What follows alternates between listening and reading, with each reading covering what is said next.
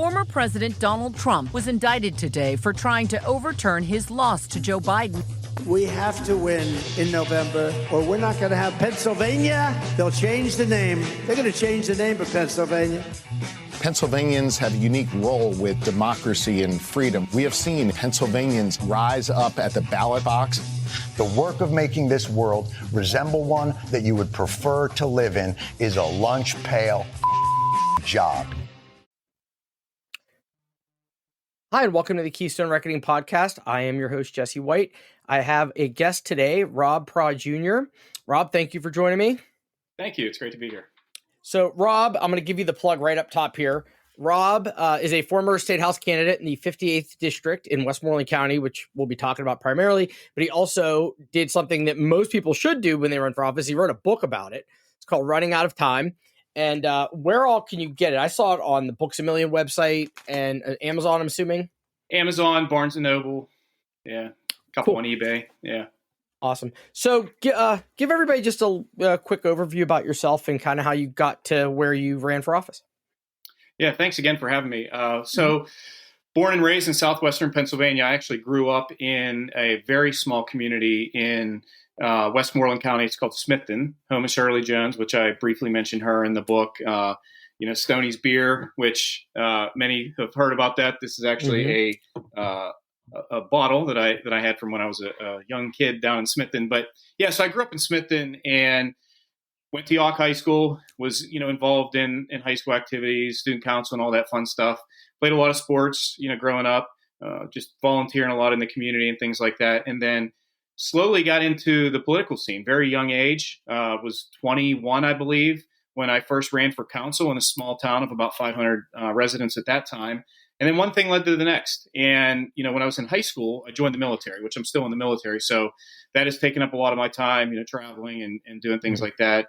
And decided to run for office, just a lot of things going on at a young age. And I just thought it was the right time to try to make a move. So that's the extended elevator speech, if you will. Right.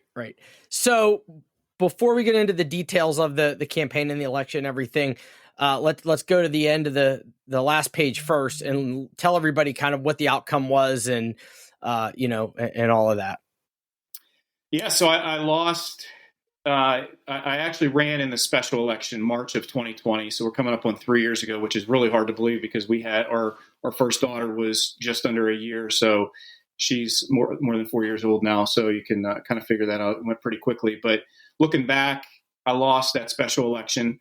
If you remember, March 17th was the date of the election and COVID was already here. Mm-hmm. So with about a week and a half, maybe 12 days, COVID was here and just kind of changed the entire plan for us at that point. But I was already on the ballot for the primary, which was 2 months later in May. And then I was also on the general election ballot. No one primaried me for that race. So, it's interesting because there were 3 races in a short period of time, all in 2020, and unsuccessful because one led to the next, and the COVID was here, and it was just which we'll talk a little bit about the landscape in southwestern Pennsylvania, especially Westmoreland County. Just things have changed over the years. Well, absolutely. 2 things you said jumped out at me. One, talking about your daughter and looking back at seeing when they were really young, and I have to laugh. I'll see like my memories pop up on Facebook or whatever, and it's like, here's campaign pictures you took. I took when my son was a newborn.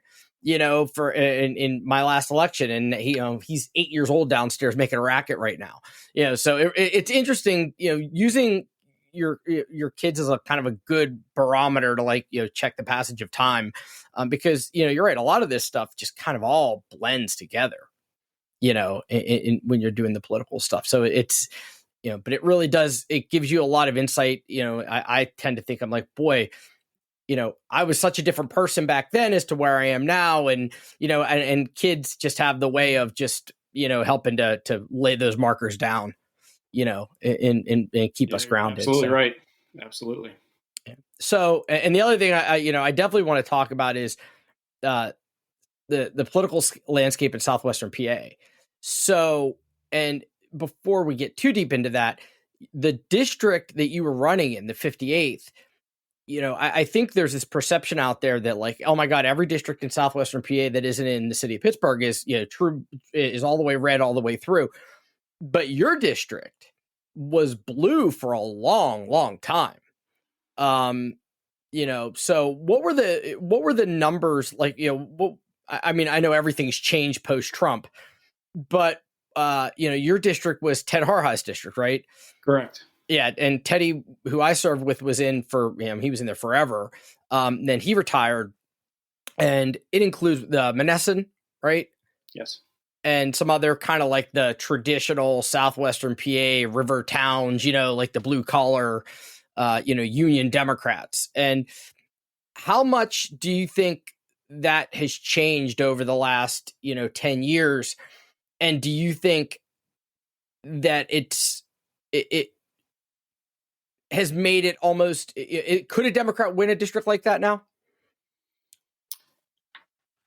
I think I would have a hard time saying never. I think it is, It is very, very possible, because I want to believe, and I might be a little naive here, but I want to believe that the residents in this area, and I'm speaking Mon Valley from Monessen to North Bell Vernon, Smithton, West Newton. That's, my version of the Mon Valley. There's some different definitions out there, but I tend to think that those folks look at the candidates.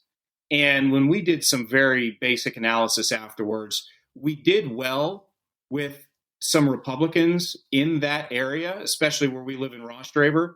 Mm-hmm.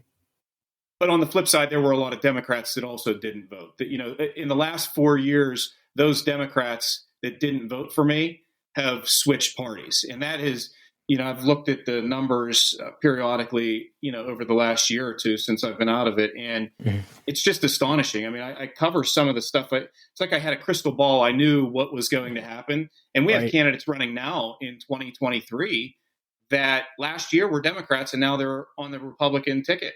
It's just, it's interesting. Do you think that that's because they now align more with the Republicans, or is it one of those, I'm a Democrat, but a Democrat can't win here, so I have to run as a Republican? This is my personal opinion. I have a hard time believing that someone that's 50, 60 years old, their values have changed. And now a lot of folks always, go back to what you see on TV, the charade, the State of the Union. I mean, I watched highlights because, we have 2 kids now, so I didn't have 2 hours to sit and devote to that. Right. It's all theatrics. And when you look at this stuff, the regular, as we call them, blue collar, hardworking people want to take care of their family. Maybe, majority are gun owners. There's a lot of, farms and things like that in this area. And these people are from this area. To say that they don't align with the national party, I could agree to for certain topics or certain things like that. But I just have a hard time believing that someone that's 50 or 60 years old, that their values have changed that much, especially those that want to run for office now. And to me, it's clear that they're really running for office for themselves. I don't buy the fact, this is my opinion, I don't buy the fact that they're in it for the people, because when you run for city council, mayor, maybe I would even stretch it to a county commissioner, magisterial district judge, things like that. I just don't buy that that's a partisan type of a position. That's my opinion. You're out there serving the people. We're not talking about Second Amendment, which was a huge issue in my campaign. We're not talking about women's right to choose. We're not talking about labor necessarily. It might come up in some collective bargaining agreements at county level and whatnot. But those people, I've noticed that they tend to shift and they vote for what those top 3, those big 3 issues are. And everybody's a little bit different with those top 3. And I talk about that in my book. So it's kind of hard to answer that. I don't buy that they are really working for the people. I think this is a shift. And I told my dad this many years ago. I think we're going to see another shift, whether it goes more independence, because we've seen a lot more independence in Pennsylvania registering, and they want to try to get out of that so-called political game and maybe look at the candidates in a way. But I also see this is a fad. They're going towards what they think can win, and where there is, let's be honest, the majority. Where I live now used to be in Ross Draver, Bell Vernon, where we live now, used to be very, very blue. My hometown of where I grew up used to be roughly 80, 85, 15. Very few independents. But now it's closer to 60, 40. And that's, in a small town, that's a big shift. It doesn't seem like it when you're talking about, just, 15, 20 percentage points, but that's a huge shift. And that's, for me, that shows something. And having written this book and have shared my experience with a lot of folks, friends and neighbors, and had a couple events, I think people are, at least for me, they see what you're about. We too often we look at someone and base them on, and I write about this, whether you're a D or an R, and they just completely, they either automatically align with you or they don't. And I can understand that to a degree. I really can. I mean, that's just how it is. But yeah, it's an interesting time for sure. In the social media, which I talk about a lot in the book, really, really changes that entire calculation of politics and Democrat and Republican and who you support. It changes the game. I mean, when I was in college, we waited. I went to Cal U. We waited for that .edu address to pop out with Facebook. And some days I wish that it really never was here, because there's some positive sides to it, but I think that is a huge factor that contributes to politics. I agree with you on pretty much all of that. I just wrote a piece the other day, and I do some freelancing, and I write about, I've started to get more back into the academic side of some of the poli-sci stuff, having been out on the, out on the ground. And then you start to think about, well, why is this the way it was, and it was the article that I was writing was about data-driven politics, data-driven campaigns, and, the ethics of them and all this stuff. And so it forced me to kind of do a deep dive and start to really think about some things. And one of the takeaways that I came away with was, it used to be with, we talk about social media and how it's, a lot of people say it broke politics, American politics. I don't know if social media was necessarily the thing. I think it was a vehicle to allow a lot more siloed conversations, right? So it used to be, if you're running a campaign and you've got to put an ad out, right? You're we have some money for an ad, and it was 20 years ago. You were going to do a TV ad. Okay. And if you're doing a TV ad, the expectation was the whole family is going to be there watching TV. You can't really pick who's going to see it. I mean, for the most part. So you have to make sure that what you're saying is going to be acceptable to anybody that would be in the room, right? So it's got to kind of work for all time zones, which means there's kind of a check and balance built in, because you can only get so crazy before you end up offending, everybody else in the room. By using all of the digital placements and the targeting that we can use now with data, it's taken that away. So what you can do is basically whisper in the ears of everybody in the family, right? Hey, Dad, someone's coming to take your guns. Hey, Mom, they're ruining public education with CRT. Hey, you're not going to be able to get an abortion if you need one. Hey, wouldn't it be great to be a white nationalist, right? So now everybody's sitting in the same room again, but because now we're all on our separate devices, I can use data to pump very targeted messages that I know are going to kind of just, get that emotional response out of you. And in a way that we never could before. So, so then, and it feeds into that idea, the Democrats are coming to take your guns. Republicans are totally anti-abortion, whatever. And in some instances, those things are rooted in reality, but we tend to take everything as political people and put it on steroids, right? Because you got to knock people over with the message. And, and it has, I think, created, you're right, these just kind of, Republican bad, Democrat good, or, vice versa. And it's become just kind of this binary thing where it's not even that it used to be that you didn't agree with the other side. Now you just fundamentally don't trust them. You don't believe them. And we've seen how that's even progressed even worse. And so my question for you, based on that and based on what you said, is, you talk about in the book a lot about civility, and this concept that people you don't think, and tell me if I'm wrong, but the way I read it was, you don't think people inherently want to be partisan, but that's kind of what's fed to them. Yeah, I think that's a pretty good way to summarize a lot of what I say. And I think that it's not necessarily social media that plays a huge factor in it. But I also think if you think back 20 years, if you were to just summarize and kind of put things together, we all want things now. Whether it's, if you want to go on TV and you want to watch LeBron's, record-setting game the other night, you can go watch it now, even though it was the other day. If you want to go and watch something that's going on the other side of the world, you can go on your phone and watch that now.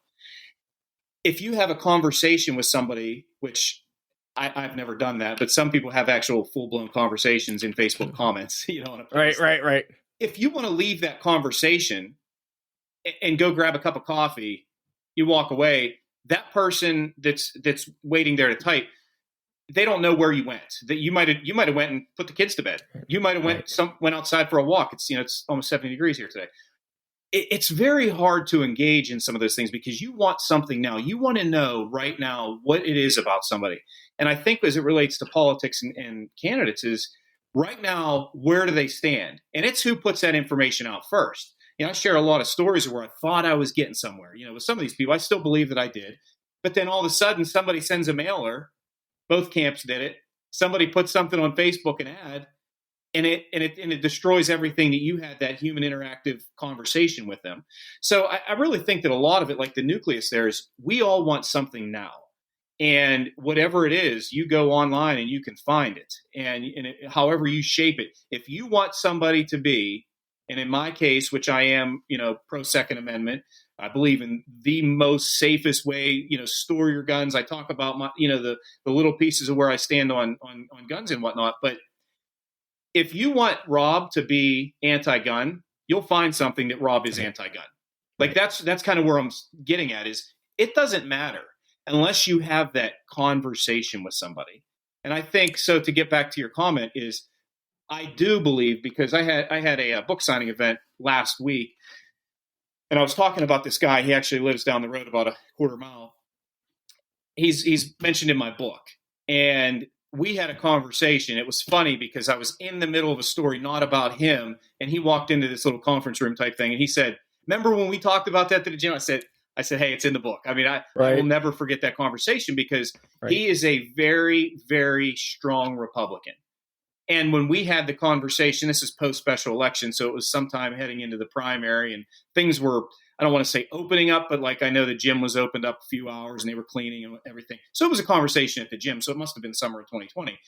But we had that conversation and he went and took a sign and he put it up in his yard and with a Trump sign, right? So there was my side of his sign, which were a lot around here, just, Southwestern PA. But I really think it comes down to having those conversations and trying. What I wrote in the book is to encourage people. I know it's not going to happen, but to really try to get to know your candidates, and especially at the local level, those borough councils, township supervisors, and everything like that. Those folks can have an immediate impact on your day-to-day lives very quickly. Very quickly. So rather than a state house and all the things you have to go through there. But I think you summarized it really well. So in your case, and that I can't even imagine. 2020 was the one cycle that I actually didn't really work any campaigns. I was working for an organization called Progressive Turnout Project, is in a manager position. So I was, I wasn't going to be out in the field anyway. My thought was I could be effective because it was such an important cycle. I could work in a lot of different places, and so I and I took the job before COVID.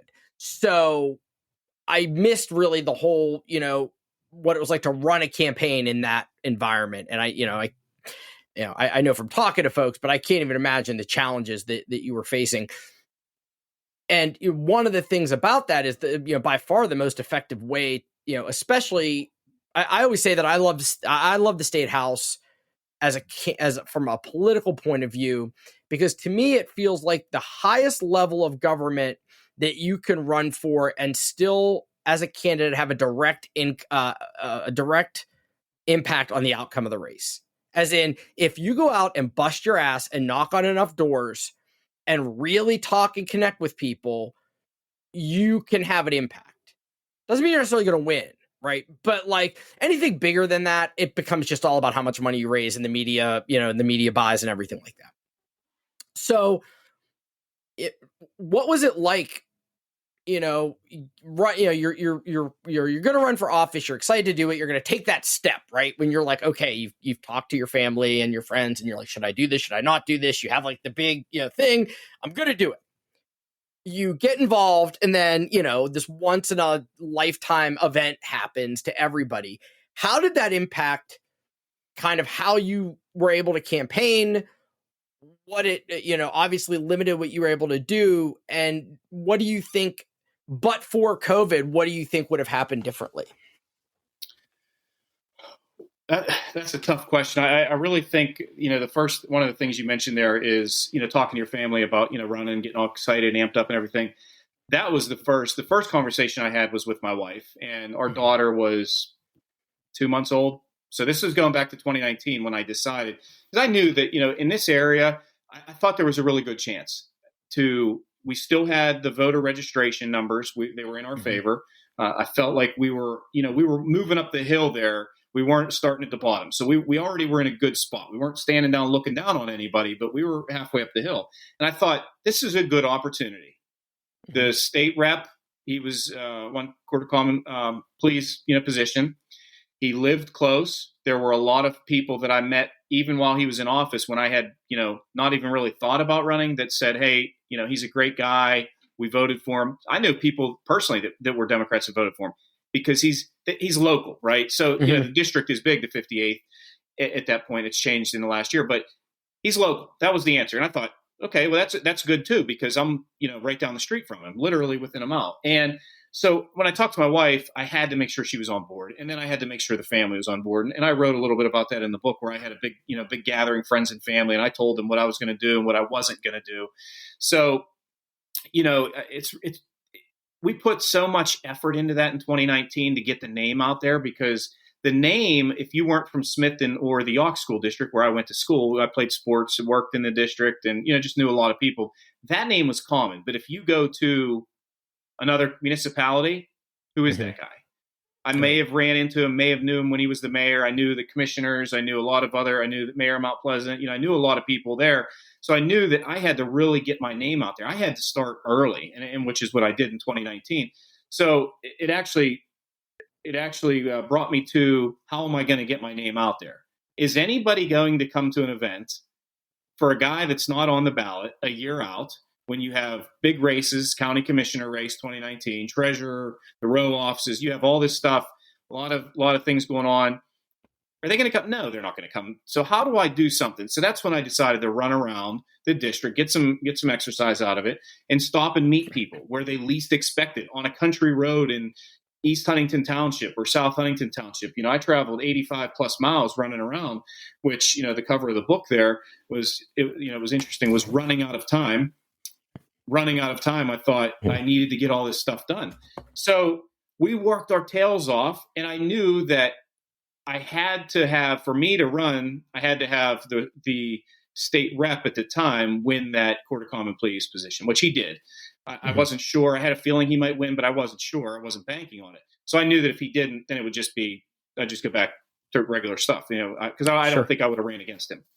It's hard to beat an incumbent anyway. So I did that, and 2020 it was so fast.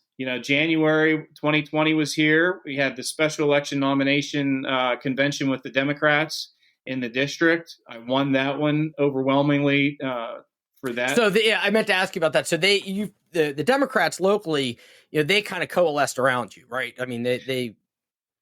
Yeah, and I think the thing is, and I talk a lot about my opponent as I did for that little piece of 2 weeks or whatever it was, and then he changed parties to run as a libertarian in the special, which was interesting. But then he just ran as a Democrat again here last year.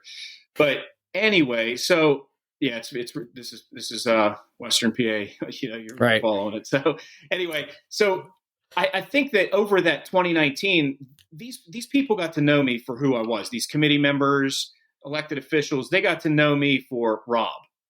Okay, we talked a little bit about policy positions, but I mean, generally speaking, education, what's important in the district, some of the common themes that we had. And that helped me, moving into that January convention where I had to get up there and speak. And I talk about that. I was prepared. I was nervous. And I won't give away too many secrets in the book here, but, I briefed general officers, members of Congress. Right. And I was nervous that day. I mean, I was sick in my stomach. I told my dad, I said, I'm nervous. I know that feeling about anything. I know that feeling. You know what I mean? Like you go there and like, because that now this is in their hands. And if you say something or somebody whispers to the next person, like, hey, we got to go with the other guy, then they whisper to the next one, you're out. All that stuff is done. Yeah. It was. Yeah. You could blow it in a heartbeat, right? It doesn't matter how much you prepare or do whatever, say one wrong thing, real or perceived, and that's it. Right. So, yeah. Yeah. And so we did that, and it was, as you can imagine, and it was just every day, long days after that. I was sick for a short period of time. I think I might have had COVID. I was on the couch for 3 days straight, didn't move, phone died. I was out, but we busted our tails for a month. And then that first week of March, I'll never forget it. It was just we went to the Democratic office in Greensburg, and we had like a little morning huddle. I think I took the kids to school, and we were up there. I want to say it was a Thursday or a Friday, I believe. We were a little over a week and a half away. And I remember the campaign manager, he'd come over, and I wasn't on my phone a lot, believe it or not, during that time. I didn't have time other than my wife. And I said, hey, don't text, just please call me if you need something. But he said, hey, we got a problem. The state or, somebody else, we're canceling all the canvassing today, tomorrow, and this weekend. I was like, are you serious? Yeah. I was like, what the heck's going on? And this was our biggest get out the vote weekend that we had planned. I mean, we had some big names coming in for that.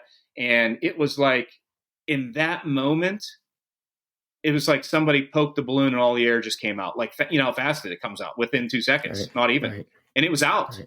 And I didn't know what was going on. I said, well, what are we going to do? Because now I'm asking this question. It was, like right now, you would feel like it's a rhetorical question because no one would really give you an answer. But he gave me an answer. He said, well, we got to keep going. I said, what are we going to do? He says, we're just going to go. We're going to put lid on the door. We're going to hurry up and get some bags. We just can't knock. They don't want us knocking. And it was just like you felt like something, happened. And, that's when we started seeing the briefings on TV, the mask up, the 2 weeks, let's flatten the curve deal. And every day or two, it was like, that's not going to be 2 weeks. It's not going to be 2 weeks. Right. And people are sick. National Guard got called up. All this stuff was happening. And we were all thinking like, hey, can we push this back? Can we change this election? Is there any way? And I believe the Speaker of the House at that point said, no, it's set. And we tried, I think, just trying to find ways to really, really work around it and try to be creative with it. But it was an interesting time. Do you think that those challenges that come with that disproportionately hurt you compared to your opponent? Because there's if anybody that's done this before, there's always this kind of feeling that like Democrats are the ones that are like out in the field and we win when we value a field operation more than Republicans do. And so to me, my thought is that in 2020, Democrats really were hurt by more than Republicans by the inability to get out there. But as someone who was on the ground, I mean, what are your thoughts on that? I don't know if and again, I don't want to give away too many secrets of the book here, but I don't think that I would come close to saying that without COVID or with it, that it really impacted the election turnout. I take it back to the turnout, the actual results. The turnout, I do, because there are some stories I shared, they're real emails, real texts that folks sent me that just, they just could. I mean, my neighbors, they text me and say, hey, I can't, I got 2 kids. Now, this is, like I said, it's a week and a half in. We're seeing all this stuff on the news. Schools are closed, working remote. Are you going to come stand in line for, depending on the precinct, 10, 15 minutes or a couple minutes? No. Yeah. And so it was just too big of an ask. Yeah, it's just too much. And so, but we had one hell of a ground game with the volunteers. And I know that I don't think that anybody could argue that, for the two camps there that we we outworked them. We were out there, putting the miles on, knocking the doors. The feedback that we were tracking was overwhelmingly positive. I remember asking, I said, do you still think we have a chance? And this is within 3 or 4 days. I said, do you still think we have a chance? And of course the answer was, yes, we do, because we wanted to keep working hard. But as the days progressed, I mean, I was getting more fatigued, obviously, because Sure. We're talking 50, 60 days of this. And you get down there and it's like when that election came that day and we saw the low turnout, and we were looking at numbers, and one of the stories of the book here was my grandfather's friend, Bill. He was helping in Monessen, and it was a precinct that 200 and some voters, 96% Democrats. I mean, we were calling, we need 30% turnout, which is high for a special. Mm-hmm. But we said, if we can, over there in these big areas, Monessen and Jeanette, they can't catch us. They're not going to be able to catch us. But the numbers were coming in. We're getting calls from these precincts, 7 voters, 12 voters. Yeah, and to be clear for the people listening, we're talking about the special election, right? So, and you make a great point, and I hadn't really thought of it when, you look at the timeline. I mean, really, could you have picked could there have been a worse date for this, right? Like in retrospect, if you had to go back and say, pick the worst day possible for a special election, like mid-March 2020, I mean, it was it, because it was bad enough that everything was just shutting down and everybody was in that shock of like, oh my God, is this real? Like, what is this, something out of a movie? But we were far enough into it that you're like, this is no joke, right? And everybody's, but we didn't know enough about, I remember, I always think back to go into the grocery store and I'm wearing gloves and all that, because you're like, how the hell do you get this virus? We didn't know, nobody knew. So you're right, to ask people to go out and vote in what would be normally a low turnout election anyway, but doing it during that period of time, whereas by November, right, we were we were able to do a vote by mail operation. We knew a lot more. There was a lot, you know what I mean? It was a whole different kind of thing. But it really was the worst possible time you could have ever asked anybody to come out and vote. It was. And I guess to follow up on that is, so do you think that part of the problem was for you as a Democrat was the kind of reckless abandon that some of the Republicans were messaging about COVID early on? You know what I mean? The whole, the kind of, I think based on what I saw that year, and obviously it got much more politicized as we went on, more about when to come back and all that kind of stuff. But it felt as though just Democrats took it more seriously. And I hate to generalize like that, but I don't think that's an overgeneralization, right? Felt like Democrats were taking it more seriously because you have to remember at the time, Trump was standing in the White House briefing room saying it's nothing, it'll be gone in a week. And, this whole thing, downplaying it. My question is, do you think that Republican voters were following that and saying it's fine, I can go vote, whereas Democrats were A, being cautious based on the science, and B, not trusting what Trump was saying, right? And they're like, nah, I'm just going to stay home and sit this one out. I don't know how to really answer that, because that last week when COVID came out, I don't remember much of the politicization of that, because we were just trying to get folks to go vote. I don't remember, to be fair, I don't remember much of, one party versus the other. I mean, we were very, at that point, within that week. Now, obviously, like you said, as we got into April and May, it was just, it really did turn political at that point. And I remember seeing videos of after, my opponent at that time, after he won, this was in March or into early April, he was standing on the street having truck drivers honk at him, holding up a sign saying about no masks, no freedom. That when all that stuff started, you remember? So, I don't remember it during the special, but I know that we were very cautious, because the thing that I think is important for those that are watching it, if they remember that election, was 2 incumbents. So it's a special, there's no incumbents. It's a special. Right. So you have 2 people that, and even as I wrote in the book, we were from, when I was from Smithton, about 1.5 miles, 2 miles from each other. We had a lot of the same friends in the same, we weren't friends. Our circles didn't overlap, but overlap with others. And so it was interesting to how do you try to get these folks from, like, say, on the other end of the district in Jeanette or Hempfield or even Monessen, which was close. That turnout was so incredibly low. How do you get those? Now, we had a lot in Jeanette and in Monessen, a lot of high rises, elderly, those populated city centers of the 2 big areas within the district at that time, low turnouts. So, Sure. But I don't remember much about, hey, stay in, go vote versus that. I know that we were very cautious for the voters to make sure that we weren't knocking their doors and, standing up to their face, trying to tell them why they need to come vote for me. We hit the phones as hard as we could. But again, people are worried about themselves and their family, which you can't blame them. So all of our volunteers, the numbers just went down. All that stuff was canceled. We had 1 or 2 events scheduled that weekend, that Get Out the Vote weekend, some big events that we actually had to cancel. And then we had a big rally. It was called a Rally in the Valley.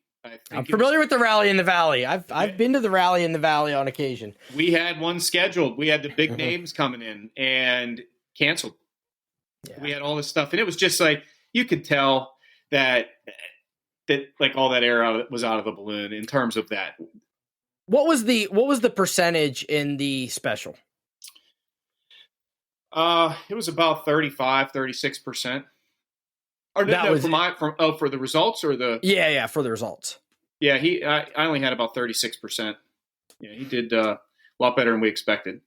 So going into that, you obviously then had, because it was an open seat, I'm sure you had the HDCC and kind of the top level organization. Did they think it was a winnable race? I mean, did they invest in it like it was special? Yeah. Oh, I think so.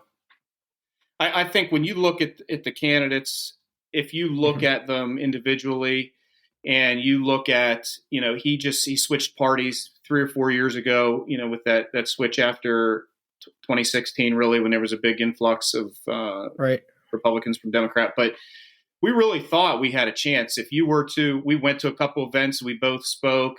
I had labor behind me. I had every which, group you could possibly think of. And the comments were, hey, you're very well spoken, articulate, your topics, you have a vision and a goal. Mm-hmm. And again, I'm not going to, this isn't about him, but there were some differences between the 2 of us. And we felt good. I mean, I was actually in the book without giving I keep saying that because there's so many little stories within, but I was actually happy that he was the candidate at that time when he was selected from the Republican convention, because I actually thought the lady that was the other person that was running would really beat me terribly. I just, because she was a very solid candidate. And then, in the book, you could see what she said about him. I mean, it was just, she was shocked at the outcome of how they did their selection process. But so I was relieved, which is interesting because he kind of blew me out of the water unexpectedly. And I think it was the D versus R. That's why I talk about that all the time, is that when you talk to people face to face, when you have those conversations, and this happens all the time, that you get to know a candidate and you really can see the difference there versus just what is labeling them. One thing I always tell people is that imagine walking around with a sticker on your shirt, or maybe something that's sewn on there every day, like a uniform that has D or R. Mm-hmm. The reactions you would get if you go into the grocery store or, the gym, you would have people, and it would probably happen more towards, I would say, I'm just being general here, but probably more towards Democrats, because I had people drive by yelling obscenities. The worst one was in Monessen. My family was outside with me. And my mom said, who do you think? I said, I have no idea. I mean, it could be anybody. But it's like, why would you do that? You're just, it was, it was tough, to see that. And you had people on social media was a mess. You had these people that were constantly writing stuff, and it was just, and then you would see the battles. You'd have your friends on there writing back. The one thing they said is don't engage. And I never engaged, never got involved in that, but it was tough. It was tough. Yeah, especially at that time of year or that period of time, because everybody was like home on the internet, right? Yeah, nobody had anything better to do. Everybody's in no, you're right, and I've always said that I think the one legacy of Trumpism that has really kind of poisoned our politics is that the way Trump, forget his policies, just the way Trump conducted himself, just gave everybody permission to be the worst versions of themselves. Especially when it came to politics. And it really, you're right. There's that level of civility, kind of in the political arena that, when I came up, in the early 2000s, it was, I'm not going to sit here and say it wasn't nasty at times and back and forth, but it was nothing like what it is now. No, I mean, it is miles and miles and miles away from it. When I first got elected, it was 2006. We were like, social media wasn't really a thing yet. Like I had a blog, and that was considered insanely cutting edge, right? But the ability for going back to what you said originally, this idea of like instant, that everything has to happen right then and there, and I think a lot of that, what it sounds like you're telling me is, if people don't meet you and have a chance to have that, form an actual opinion of you, we're so quick to try to get people to make snap judgments, right? And I think if you see a lot of the political content now, it's really designed to, I'm gonna say something about this person, and it's gonna poison the way, it's gonna define how you think of them now from that point on. And to undo that, because then we get stuck in a confirmation bias. To undo that then becomes really hard, And one of the things that I always drive home to every candidate I work with is, step 1, define yourself. Step 2, define your opponent. And I got that from an old Washington County practitioner of politics, and I've carried it with me for years and years and years, because it's so true that those first impressions really do matter. And I think that what you're saying about social media, especially, is it's just made it so much easier to make those to kind of solicit or elicit those snap judgments from people. Yeah, when you talk about civility, I think really what I think about often is, so my grandparents, my mother's mother and my father's mother died, when I was young. So, they haven't been around to see any of this stuff. I'm sure they're probably thinking, what in the heck were you doing? But you always want to make your parents proud, so if you have your parents, you definitely want to make them proud. Like that's in your spouse, in things like that. But how would your grandparents, because I think sometimes, at least, from what I've seen, your grandparents, like my grandfather, sometimes very, very honest with me. Right. Whether it's, I'm proud of you, or when we were younger, don't talk to your parents that way, or yes, right. Like your parents, they're there to try to make you a better person and, help you out and do all this, magical, wonderful stuff like I do with our kids. How would your grandparents feel if you were talking to someone or treating them that way? That's just the way I look at it, right? So these people that were just downright nasty, do you think that your grandparents would think that's appropriate behavior? Okay, so that's like part one. Part two is, how would you justify to your children, at least that's the way that I look at it. Yeah. So, I have 2 young girls right now. Because social media, I'm sure in some shape or form will evolve over the next 10, 15 years. It'll be something completely crazy. We might not even know what it will be. But there's people that live around us that use social media, and it's F this, it's, and it's usually political, okay? If your kids could see you writing and talking like that, would they be proud of you? Okay. So I just have a hard time with, I just wasn't raised that way. No. And you have to be respectful towards people. If you disagree with them, fine. But there's a level, there has to be like a line in the sand that says, disagree, okay, and then be a total whatever you want to say. Jagoff. We'll use Southwestern PA terminology. Oh, Jagoffs. Pirates and Steelers right behind. Yes. Jag. So yeah, and you know, I think what it goes to is, you know, I think the problem is you and I are operating from a base, this thought of that they are our opponents, not our enemies, right? Unfortunately, Yes. I think that what we've seen is, you know, again, as a byproduct of Trumpism, but I'm going to go even further back. And I think that in Western PA, there's evidence to really support this. You know, Trumpism was kind of the tipping point, but to me, from what I saw, it was in 2010 with the Tea Party. That's when you saw in Southwestern PA, especially, you know, we lost all of those seats in the state house. We lost a ton of them. And you started to see that like defiant, and, you know, it's no coincidence. It had, you know, a lot of it was backlash against Obama, and, you know, being on the ground there, you saw racism come out in ways you never would have imagined from people before. Democrats too. It was wild to see.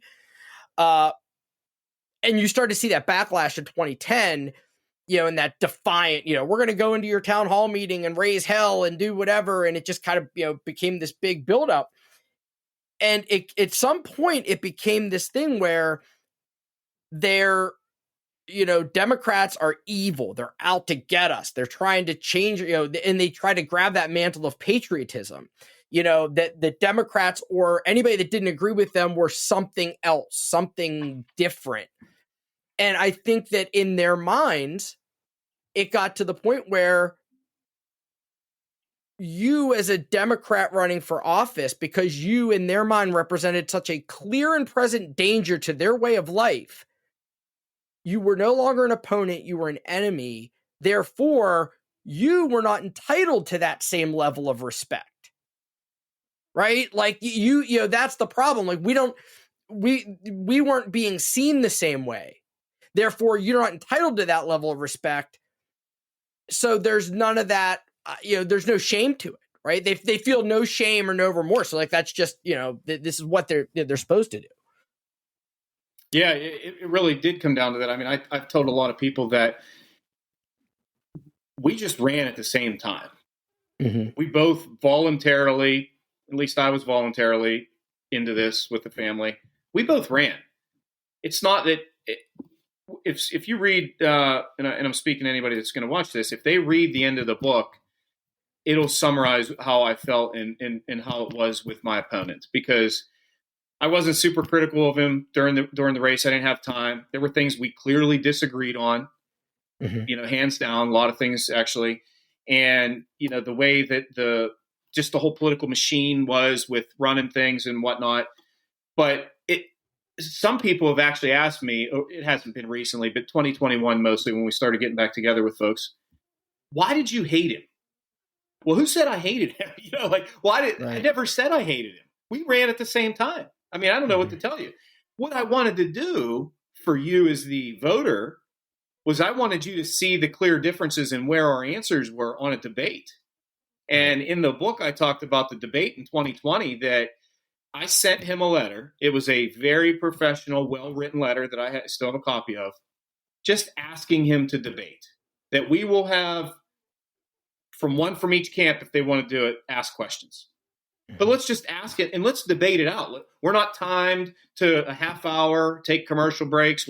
Let's just do it and record it. Because if you ask me a question where I stand on public education, school vouchers, whatever it is, on guns, that at least gives some of the voters an opportunity to see where you stand and who you are. Because when I was working at the polls, and you probably can relate to this, when I was working at the precinct for November, which I knew it was probably a very slim chance to pull it off. We were hoping that all the Democrats came out, get some independents, handful, maybe 200-300 Republicans, just word of mouth, I might be able to pull it off. But people are saying, "Who are you?" I said, "Hey, I'm on the ballot." Mm-hmm. I lived down the road because I went to the largest precinct, which is ours in the township here. I said I was in this my third election. It was kind of funny, because there was 3 elections. But people don't even know who you are, your name and your face. And to their defense, most people don't pay attention. We do. But a lot of people don't. And what they do is they make you the enemy. If you are that party, and if you know, on social media, it just kills me sometimes. I see people just bashing the Democratic Party, that if you are aligned with the Democrats, that you are the enemy of the country. Yeah. And I sometimes, you know, I do the scroll on by, and I'll be the first to say it, especially publicly, is I've deleted people on Facebook over the last 2 or 3 years, because it's Yeah. I do only have Facebook, and this is the truth. I put it in the book, because when I was in college, just to connect with students, with friends, went to other schools, and a way to network and whatnot, because LinkedIn wasn't there. But I've deleted so many people, and then you run into them somewhere, like, are we still friends? What are you talking about? You know, like, I deleted you because I don't feel like reading your stuff. That's not why I go on there, to read your misspelled, uninformed, just completely bogus nonsense. There's people that live around us that I know that if we delete them, it's going to be like, well, why did they delete us? I thought we were neighbors. Right. So read some of their stuff. Is like, and it goes back to your kids, because we all have kids too. And it's like, right. If your kids could read and comprehend, you know, our daughter's, 4, so she's starting to put some stuff together, but she hears things and she understands, and she can sense, the emotions of how you're talking to somebody. If your kids read that, what some of these people post, it's like, what is wrong with you? Yeah. But it is the enemy. It's made out to be that if you are that other, if you don't believe what I believe, which is why I love our country and why I love the process, because what you believe, you can't force that on me. And I will never force my beliefs on you. We will come together as the same party, maybe agree on a couple issues, disagree on a couple issues, and we'll be united. You may have the parties, other than the other night on TV, which was, it's become a joke, I think, at this point. I didn't even watch the State of the Union. I've only watched highlights. I watched a hockey game instead. I hate to admit it, but I was like, you know what? If something insane happens, I'll read about it. But it's circumstance. And that's just the way it's become. Is that with the country, like, we will be united. We were united on 9/11. We were united, on many other times in our history as a country. But we let this day-to-day, this stuff that I'm a firm believer, you're on this earth one time, and, make the best of it. There's, all the other, whatever you believe in and all that stuff is, but make the best of it. Don't be miserable every day. And some of these people, when you see it on social media, it's like, is that all you think about all day long? Yeah. We all have our opinions, and we want to make sure we have Social Security. We want to make sure that now with the court ruling of education, and these, some of these parts of the cities in Pittsburgh and Philadelphia are funded. I mean, the list goes on of issues that we need to do better at. But it's really, at the end of the day, if you were to summarize everything and why I ran, is that we need to make this a better place than we found it.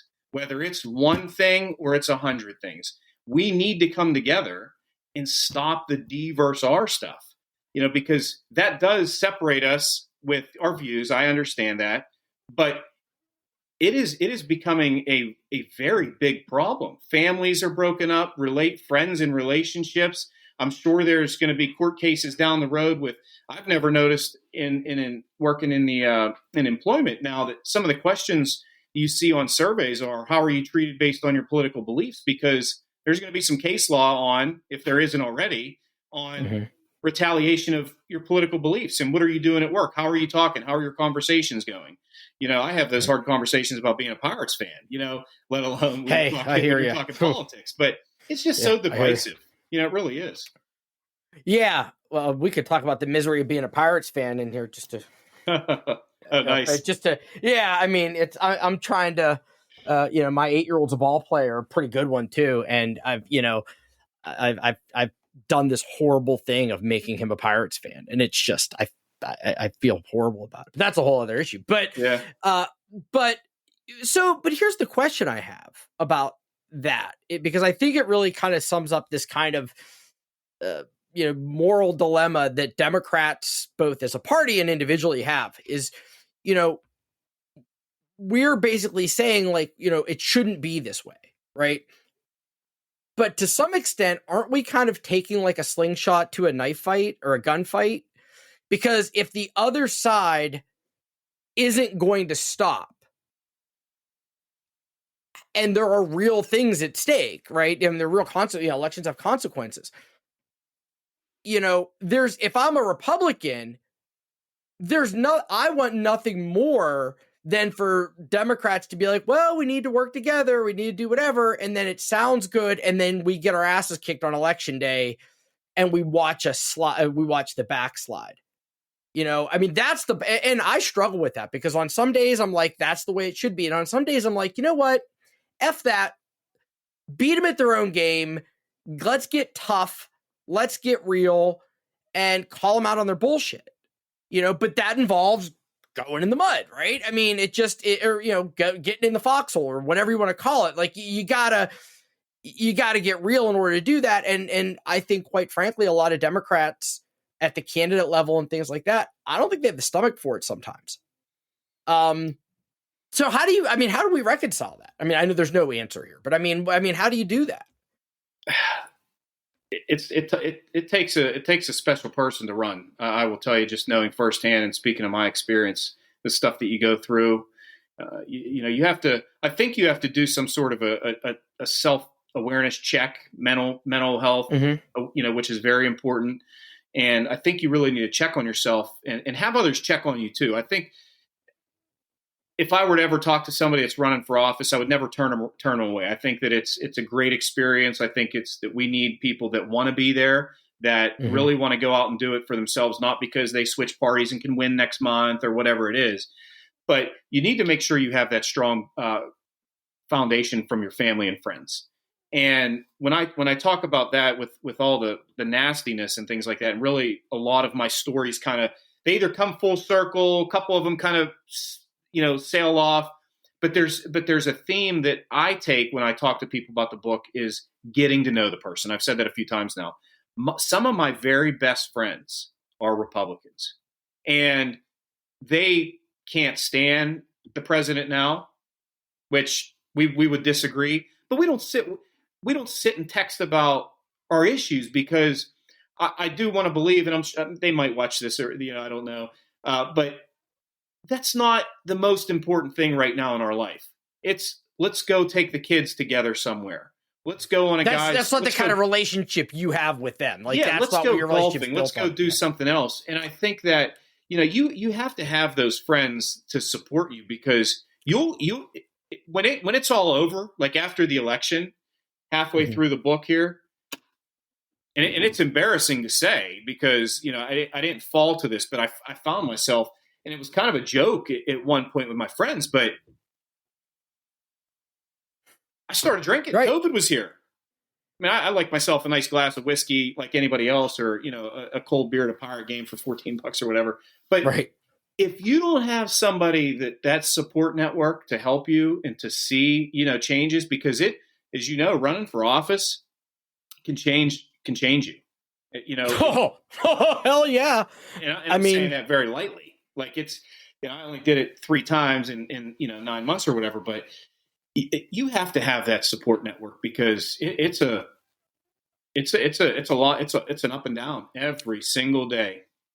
It really is. And you really hit on it. And, I've been out of the game for a while now, and I still keep the therapist industry, well at work. But, it's funny because, I did it, I was like the young guy ascending and everybody's like, oh, this guy's a hard charger and everything. And then, all hell breaks loose because when you get in and actually start to do something and then, but you hit on a part of it that I don't think it's talked about enough is this, when you have that kind of wall of support of family and friends behind you, it's that essential basis. Like you never have to watch your back, right? Because they've got they're your back. And I went through a scenario where, my mother, who was like mentally ill and had all these, drug problems and everything else, filed a bullshit lawsuit against me while I was a candidate. Right. And it was, and it was like filed by some garbage lawyer and given to the media. I didn't even know about it. I found out from a reporter. But when that happens, And even though, the thing went away because it was garbage and, it didn't matter. It was designed when the people around we can really mess with you, right? By doing that. And now you have to wonder who you can trust and what's going on, and have to explain, why would your own mother turn on you? And all you're right. It takes what is already a very stressful process and turns it totally on its head. And because you're just kind of exposed, right? When you're a candidate, everything about you is fair game and real or imagined. And, you're right. It is such an important thing to have that support system around you. And I think that that's something that doesn't get, quite frankly, talked about enough, right? In terms of the wellness aspect of it and what it's, if you do it right, if you actually give a damn, right, what you're in for. And I think part of that doesn't get talked about, quite frankly, because it would really screw up our recruitment efforts, right? Like, who's getting, you know what I mean? Like, well, let me ask you this. What you thought running for office was going to be like, and the reality of it, how far apart are those two things, having been through it now? I would probably have to break it down to a couple different categories, to be honest. But I think if you were to just kind of put it all together, probably pretty close, to be fair. I knew that, for example, one day, this was during COVID, this would have been summer of 2020 sometime. I have to look in the book for the date, but there was a local restaurant that everybody's doing takeout, right? So you had to get takeout. There's no sitting at the bar. Some did, whatever. But right. I went down there and I got food after running, and I was in gym clothes. So I can tell you what I was doing based on what I was wearing that day. And it's funny because some people have over the years have called me Fetterman because I wear this. I have 5 pairs of the same shorts. They're Cal U shorts. They're gym shorts, and I wear them to the gym every day, but they're different pair. So I have running shorts too. So I knew I was running. Well, I went down there to get food to go, and I had a beer after running like 6 miles or something absurd. Mm-hmm. Somebody took a picture, and I don't use TikTok, but it was on TikTok or something. And somebody ended up taking a picture of it. And I thought, this is like, do I want to be everywhere I go is somebody snapping a picture? If I'm at a Pirate game and I got my, I'm with my buddies or something, I'm walking with, a big pounder or something, and there he is, so I knew that would be there. I wasn't sure to what extent it would be there, but I would say it's pretty close. I wasn't sure how the money would really factor in terms of how much it would cost for the campaign, how much we would actually raise, how the ins and outs of the HDCC worked, how the campaigner volunteers worked. I went back to Smithton where we knocked every door if you were Democrat or Republican. But then you can't do that now because you're knocking 100,000 doors. I mean, whatever it is. So probably pretty close because I just had an idea. I thought this through. Mm-hmm. So. Well, honestly, that's a higher level of awareness, I think, than most candidates have when they start. So, and to get back to kind of, you were talking about after the special, at that point, given the way that turned out, I'm guessing did like HDCC party support kind of like dry up after that? Yeah, it felt, I know that they have a mission, and we didn't accomplish that mission of the special election. So to bring us within, I think at that point, 7 seats, if I remember correctly, it was 7 or 9, and met another guy that was running out east, and he was unsuccessful as well. And then there was a candidate. I don't remember. We only spoke a few times, but I don't think they were as heavily favored, if you will. They were really putting a lot of effort into my race and the guy out east. So in the specials, the specials. So it kind of just it kind of faded off. It was like you have a little bit of a break, so you know what to do. At least that's how I felt. They didn't say that, but you have a primary. You're unopposed because that was already filed before the special election even happened. Get through that. Maybe COVID will be a little better. You might be able to knock some doors, and it changed over the next 6 or so months. But then when we got closer, which I talk a little bit about in the book, is we just had to do things the way we thought we should have done them. Right. Because it was, as I call it, like almost like a Hail Mary. We knew that there was going to be, in some areas, 60, 70, maybe even in the smaller communities, maybe 80% turnout. Mail-in ballots were there. So, I mean, we had a feeling that there might have been a slim chance. The percentages were about the same. So I can't say that I was shocked, and I can't say when I woke up the next morning after the special, there was a sense of relief, but there was also this, what in the hell just happened? Because, right, as you know, on the election day, you're everywhere. You're really not influencing too many people at that point because they're either going to come vote. You're not going to go pick them up. The cake is baked. You're not going to grab them out of work and say, "Hey, go vote." Right. But it was like, what is going on? Because now kids are home. You know, it's all briefings on TV, state and federal. Things are still closed. I mean, it was just a different time back then. And it, like you said a while ago, it was like a kind of like a perfect storm. Like if there was a bad time in you know, my history to run, it was a hell of a time to run. Yeah, that's a bad time to run. I mean, yeah, I think historically we're going to be hard pressed to find a worse time. So we're getting, speak of time, we're getting close to it, but I have two quick questions. First of all, how, given the way it all kind of shook out then, did they come after you aggressively in the mailers? And I mean, did they do like the full negative blitz on you? Special or after post? Either or. I mean, there was some negative from both sides. I talk a lot about that towards the end of the book. In the special, I don't recall much in heading into November. I think that his funding was probably like the same as mine, kind of tailed off. And I think that they were banking on, which I would probably say is a fair assessment, that they were going to win. They didn't need to, right? They didn't need to. Why are they going to try to get an extra 30 or 40 grand from Harrisburg to, or somebody else to fund it? But yeah, it was an interesting time. And when you talk about that, I mentioned my mom a lot throughout the book, you know, with everything happens for a reason, which is her go-to. She said that to me the other day. You know, anytime something in the family, there's something going on, she says it. It's like second nature. And it's like, Mom said it, everybody feels good now. We're good. If she says it at dinner. The best part about in this book, besides the relationship with my dad and putting it all together, and we were always close. It's not like we like kumbaya came together and we're running this special and we're going to be close forever. We were always close, but this brought us closer. Right. That bonding to have somebody. And I think in addition to having that family and friends support, you need to have somebody, if you're running for office, that you can pick up the phone, that not only can you trust, but they will listen. You just need somebody to listen. I don't need you to tell me like 3 or 4 words in and say, hey, I think you should have called. Like, you just need somebody to listen. My dad was a listener, but he also did give me feedback when I asked for it, because as we grew, he understood that I might have had a great interaction, which I talk about at somebody's door, or I may have had a very negative interaction with somebody.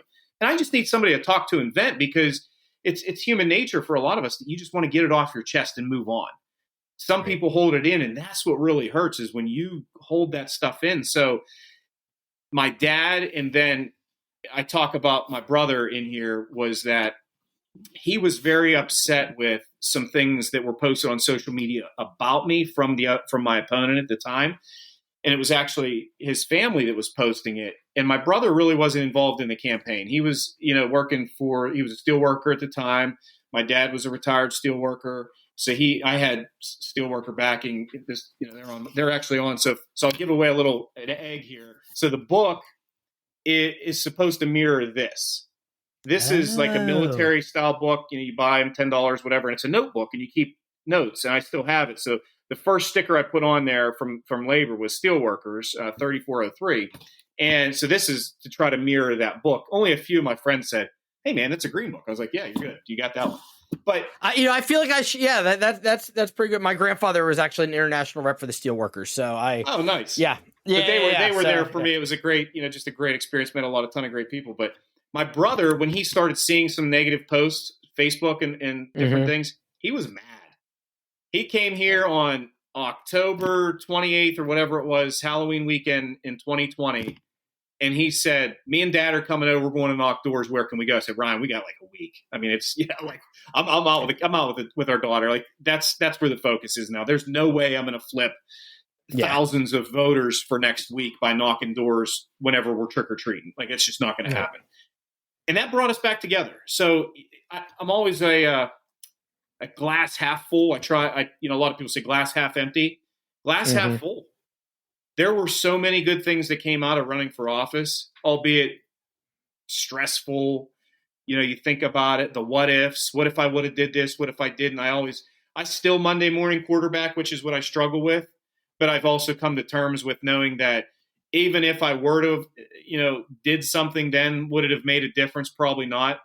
But what is a candidate, and if you ever talk to candidates, I'm sure you would share this with them, is as long as you know that you did everything that you physically and emotionally could do for that race, and that you were honest with yourself and with your family, and then the voters that you're trying to, have them support you, there's not much else. I mean, you could throw a couple small things in that glass, but if you put those big rocks of those things in there, you're not going to fill it up with much more. That is all you need. That's all you need to move forward, whether you're victorious or not, is that you were honest and that you did everything you could, because we could sit for hours and go back through every single thing and talk about it. Right. But, it was a one hell of an experience, one hell of a time. And I'm glad that I, was afforded the opportunity, because like I said a while ago, was that committee, they could have just said, hey, we're going to go with the other guy. And I never would have had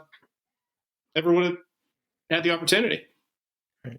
So we're over an hour, and I'm kind of kicking myself because there was one. Like it, but yeah. I know, and there was one thing I wanted to get into, but I feel like it's almost a separate discussion, which is running.